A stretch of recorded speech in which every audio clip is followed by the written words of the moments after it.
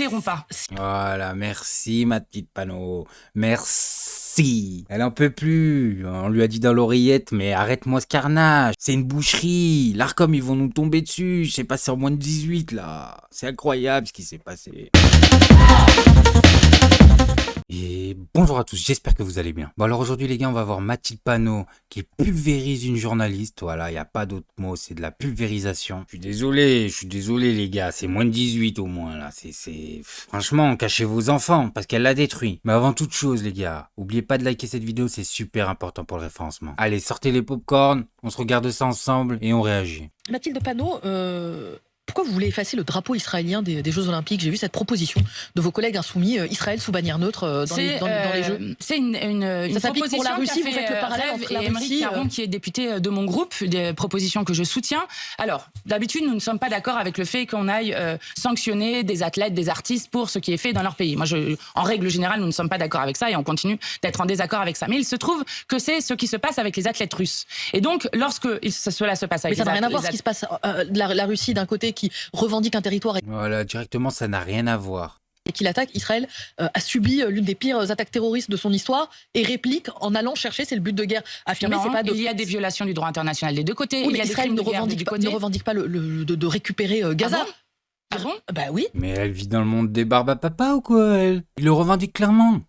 Vous n'avez pas entendu ce que disent certains des ministres d'extrême droite? Certains des ministres. Oui, mais vous ne trouvez pas que, avec la décision de la Cour internationale de justice qui a été rendue sur risque génocidaire et le fait Israël n'a pas décidé de bombarder Gaza de son propre chef un matin en se réveillant. Il y a eu une attaque du 7 octobre auparavant. Vous en donc convenez. vous trouvez qu'un crime de guerre justifie d'autres crimes de guerre? Ça n'existe pas en droit international, ça. Hein. Et vous savez même que le droit à la défense... Voilà, elle a changé la stratégie et ça c'est magnifique. Parce que la première stratégie elle fonctionnait pas. Leur dire que le conflit n'avait pas commencé le 7 octobre, ils s'en battaient les couilles. Et la nouvelle stratégie c'est leur expliquer le droit international en fait, les gars. Le droit international. Ce qui a été dit sur Israël a le droit de se défendre n'existe pas lorsque l'on parle de territoire occupé et de colonisation dans le droit international. Vous le savez. Pourquoi nous avons dit... Ben non, elle le sait pas. Ben non, elle le sait pas. Ils arrivent à peine à comprendre la loi française. Qu'est-ce qu'ils vont aller comprendre le droit international? Cesser le feu dès le 7 octobre parce que nous savions ce qui allait se passer. Et ce qui est en train... Elle n'arrive plus à parler. Bien sûr, on savait, tout le monde savait. Mais en fait, même ceux qui faisaient semblant de pas savoir, ils savaient. Hein. En train de se passer est un risque génocidaire avéré par la Cour internationale de justice. Donc, vous ne pouvez pas dire que vous ne saviez pas. C'est pas la question de... Si, c'est la question qui est posée. C'est qu'il y a eu une attaque terroriste le 7 octobre. Et alors, lorsqu'il y a eu une attaque terroriste en France, est-ce que la France a été commettre un génocide à quelque part? Non, la France n'a pas fait ça. Mais on n'est pas en train de dire qu'Israël commet un génocide. Vous dites risque... Ah, ça y est, elle bégaye. Et regardez Mathilde Panot. Tête sur le côté, un petit sourire. Je vais te détruire. Qu'est-ce que tu viens de dire? Génocidaire. C'est un point qui est soulevé par la Cour de justice internationale. Et d'ailleurs, l'Afrique du Sud a de nouveau saisi la Cour internationale de justice, ce que je salue. Oui, d'accord, mais ce que vous dites là, vous avez l'air de faire un parallèle entre l'attaque russe contre le sol ukrainien et la riposte israélienne. Avec, je vous l'accorde, et c'est la position de la France, de dire qu'il y a peut-être des frappes et un nombre de morts démesuré, mais enfin, c'est pas la même chose de dire, puisque les athlètes russes ont été mis sous bannière russe, alors les athlètes israéliens, selon la même jurisprudence, doivent être sous bannière. Vous êtes d'accord que la Russie commet des crimes de guerre et des violations du droit international? Oui ou non? La Russie? Oui. Alors, Oh, mais Mathilde Panot, elle a quoi? Elle est passée en super saiyan ou quoi? Ça y est? Moi, j'avais peur quand je l'avais vu débattre contre Marion Maréchal Le Pen. Hein. Mais là, c'est bon, elle a très bien compris comment on mène un débat. En fait, elle est en train de la détruire. Elle l'a fait acquiescer et ensuite, elle l'a fait bégayer. Voilà, c'est parfait. Êtes-vous d'accord sur le fait que Israël commet en ce moment des crimes de guerre qui ont été actés par la Cour internationale de justice et des violations du droit international? Oui ou non?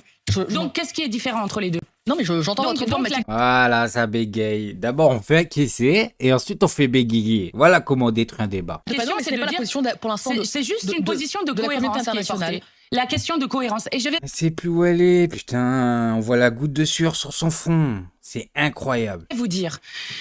Nous ne pouvons pas fermer les yeux sur ce qui est en train de se passer. Y compris ce que disait l'Afrique du Sud, c'est que nous sommes peut-être en train de voir le premier génocide du 21e siècle directement sur nos portables. Nous ne nous tairons pas. Voilà, merci ma petite Panot. Merci. Elle en peut plus. On lui a dit dans l'oreillette, mais arrête-moi ce carnage. C'est une boucherie. L'Arcom, ils vont nous tomber dessus. C'est passé en moins de 18 là. C'est incroyable ce qui s'est passé. Elle a paniqué, elle a arrêté direct l'interview. Bref, moi je voulais juste vous montrer ça. Maintenant... Faites-vous votre avis tout seul, faites attention à vous, faites attention à ce que vous regardez, likez, abonnez-vous et n'oubliez pas le petit com qui fait plaisir. petit poney, poney. Tu gambades dans les bruits sans te soucier.